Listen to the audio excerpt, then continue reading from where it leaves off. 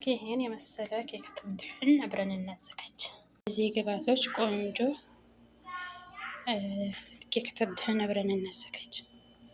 እዚህ ጋር ይሄው መጋገርበት ፓትራ ላይ እኔ ሱፍራ እያነጠፍኩ ነው። እናንተ ግን የስጋ የምናሽግበት ወረቀት ካላችሁ እሱን መሀል ለመሀል አካፍላችሁት እሱን ብታነጥፉ ነው የሚሻለው። እኔ ትልቁ ስለሌለኝ ነው፣ ትንንሽ ስለሆነ ማቀጣጠል ስላልፈለኩ ነው ማለት ነው። እንደዚህ ይሄንን እንጥፈን እዚህ ጋር ደግሞ ፍሬው ምንድነው ውስጥ ያለው ፍሬ ወጥቶ ታሽቶ የተዘጋጀ ቴምር አለን ማለት ነው።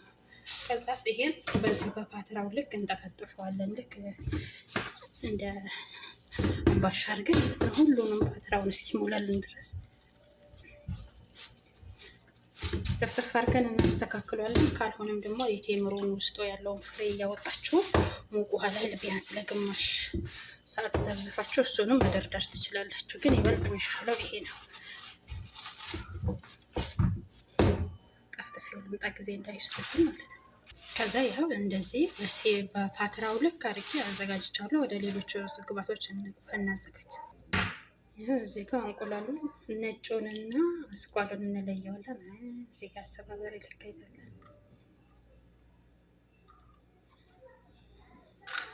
እኔ ፓትራው ትንሽ ተለቅ ያለ ስለሆነ ነው 3 ያደረኩት። እናንተ እንደ ፓትራችሁ ልክ ማለት ነው።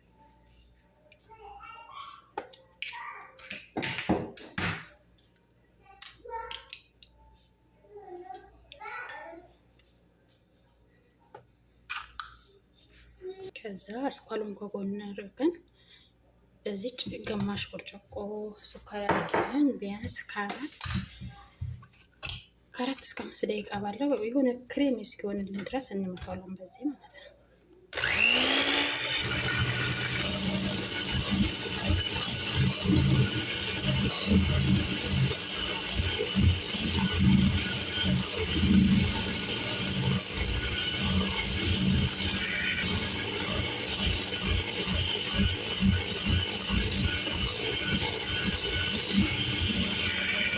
ይሄው አያችሁ እዚህ ጋር እንደዚህ ክሬሚ እስኪሆንልን ድረስ እንመታለን። ይሄው እያያችሁት ነው ብዬ ተስፋ አደርጋለሁ።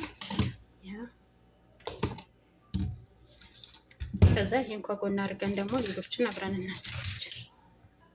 ከዚህ እዚህ ጋር ቀደም ስኳር በለካንበት ኩባያ በራሱ ነው ወተቱን የምለካው። ይሄ የእንቁላሉ አስኳል ነው። ቀደም የእንትን ያልነው የለየነ ማለት ነው። ፓትራው ተለቅ ያለ ስለሆነ አንድ ከግማሽ ወተት በራሱ ኩባያ ግማሽ ዘይት የምግብ ዘይት ማለት ነው። ከዛ እዚህ ጋር አንድ ጊሽጣ ክሬም ነው መጠቀመው። ያው እናንተ እንደምትሰሩት መጠን ማለት ነው። በዚህ መጠን ከሰራችሁ አንድ፣ ግን ከዚህ አነስ ካደረጋችሁት ግማሹም ይበቃል ጊሽጣው ማለት ነው። ግን ይሄ ፓትራው ተለቅ ያለ ስለሆነ ነው። ከዛ አንድ ላይ እንመታቸዋለን። ከዛ ቅድም በለካንበት በራሱ ኩባያ አንድ፣ ከዛ እዚህ ጋር ይሄው ሁለት ከትንሽ ነገር በጣም ከትንሽ ማለት ነው። ያኔ ከሩብ ራሱ ታንሳለች። 2 ኩባያ ከሩብ ዱህን የሚባለውን ዱቄት ማለት ነው። ከዛ አንድ ላይ አድርገን እናቀላቅላቸዋለን እነዚህ። ከዛ እዚህ ጋር አንድ የሾርባ ማንኪያ ቤኪንግ ፓውደር በጣም አልሞላሁትም። እናቀላቅለው። ካሁን በኋላ ይሄኛው አያስፈልግም። በእጅ መቀላቀያ ካላችሁ በሱም መቀላቀል ትችላላችሁ። እኔ ስለሌለኝ ነው በዚህ በራሱ እየቀላቀልኩኝ ያለሁት ማለት ነው። ከዛ እነዚህን እንደዚህ በደንብ ካቀላቀልን በኋላ ይሄው ቀደም እዚህ ጋር ያዘጋጀነውን እንቁላሉንና ስኳሩን አያችሁ። ግን በጣም የወደድኩት ላይ እንዴት እንደሚያምር በጣም ቆንጆ ክሬሚ ነው የሆነልን። አንድ ላይ እናደርገውና እናደባልቃቸው። ከዛ ይሄው እዚህ ጋር እንደዚህ ሁለቱንም አንድ ላይ በደንብ አድርገን እናዋህደዋለን። ከዛ ይሄው ሁለቱን በደንብ አድርገን ካቀላቀለን በኋላ ይሄው ሊጣችን በዚህ መልኩ ሆኖልናል። እቺ በዚህ መልኩ ሲሆን በቅቶታል። ከዛ እዚህ ጋር መጋገሪያችንን በደንብ አድርገን ዘይት ቀብተን ከዛ ነጭ ዱቄት ትንሽ ተነሰንሱበታላችሁ። ከዛ የዚህ ልጥ እኩል ግማሹን ደግሞ እዚህ ውስጥ እንጨምረዋለን ማለት ነው። እኩል አድርገን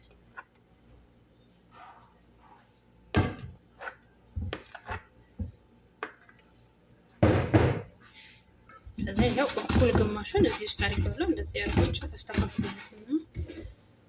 ከዛ እዚህ ጋር ቅድም ጠፍጥፈን ያዘጋጀነውን ቴምር በዚህ በፓትራው ልክ ቅርጹን እንትን ሳናል ማለት ነው፣ ቦታውን ሳናዛባ ገልብጠን እንደዚህ ቴምሩን እናደርገዋለን ውስጥ እዚህ ፓትራው ውስጥ። ይኸው በዚህ መልኩ አስተካክያለሁ። ቅድም ፌስታሉ ትልቅ ሶፍራው ትልቅ ስለነበረ አልተመቸኝም ነበር እንትን ለማድረግ ማለት ነው። ይኸው እያችሁ በዚህ መልኩ በፓትራው እኩል በእኩል እናስቀምጠዋለን። ቅድም በራሱ ከጠፈጠፋችሁ ለዚህ ነው የሚጠቅማችሁ። ስታስቀምጡትም በዛው ልክ ይሆንላችኋል ማለት ነው። እያችሁ እንደዚህ ቀስ እያላችሁ ታነሱታላችሁ ወረቀቱ። ያኛው ነው የሚሻለው። እኔ ስለሌለኝ ነው እንጂ ሱፍራ ላይ ያደረኩት። ያኛው ከሆነ እንትን ይላል፣ በጣም ይመቻል። የስጋው ወረቀት እሱ ይሻላል። ይኸው በዚህ መልኩ ሁሉንም እንትን ወረቀቱን አነሳ ማለት ነው። እንደዚህ በፓትራው ሲተፈተፍ በጣም ቆንጆ ነው የሚሆንላችሁ። ቅርጽ ለማስያዝ አትቸገሩ። ይሄ ከሌለ ግን እንደዚህ አሁን የቀድሞውን ቴምር ራሱ ይኸው በዚህ መልኩ ይሄን በምናረቁበት መልኩ እንደዚህ አንዳንድ ፍሬውን እያነሳችሁ እንደዚህ ተደረድሩታላችሁ። ውሃ ላይ በሙቅ ውሃ ዘብዝፋችሁ ማለት ነው። ግን ይበልጥ የሚሻለው እንደዚህ የተቦካው ሲኖር ነው ቴምሩ። ከዛ እዚህ ጋር ቅድም ያስቀረነውን ሊጥ እንደዚህ ከላይ እናደርገዋለን። ከዛ ይሄው እዚህ ጋር ቅድም ያስቀረነውን ሊጥ ከላይ አድርገን እንደዚህ ለሁሉም ቦታ እናዳርሳለን።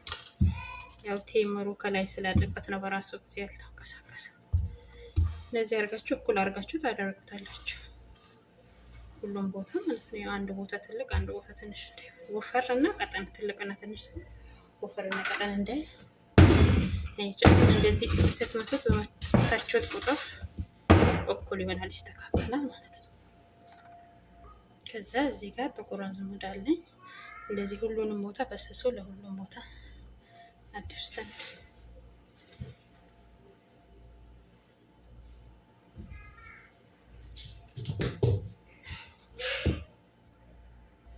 እዚህ ጋር ደግሞ ስሜት ነው።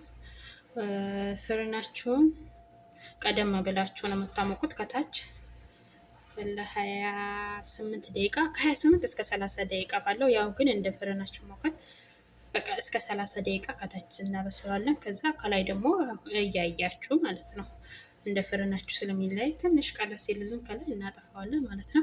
ግን ፍርናችሁን ደግሞ ቀደም ብላችሁ ማሞቅ ይኖርባችኋል። እየሰራን እያለ በመሀል ቀድማችሁ ታሞቁትና ከታች ለ30 ደቂቃ ከተን እናበስለዋለን። ከላይ ደግሞ እያየን እናበስለውና እንገናኛለን። እንግዲህ ይኸው በስተመጨረሻም እንደዚህ ሆኖ ወጥቶልናል።